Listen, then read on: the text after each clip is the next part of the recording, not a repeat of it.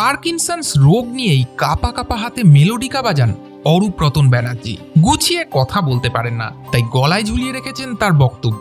উত্তর কলকাতার বাগবাজারের বাসিন্দা অরূপবাবু নন্দন চত্বরে মেলোডিকা বাজান, যাতে তার দুবেলার ভাতও জোটে আর ওষুধের পয়সাও ওঠে। ছোট থেকে পার্কিনসন্স রোগে আক্রান্ত, জীবনের বেশিরভাগ সময়টা কেটেছে ডাক্তারের ওষুধ খেয়ে। উচ্চ মাধ্যমিকের পর আর এগোয়নি পড়াশোনা। তখন মাউথ অর্গান বাজানো শিখেছিলেন, এটাই এখন হয়ে গেছে তার পেশা। রোগের কারণে চাকরিও করতে পারেননি, কিন্তু 8 বছর আগে বাবা মা মারা যাওয়ার পর তাকে মাউথ অর্গান হাতে রাস্তায় নামতে হয়।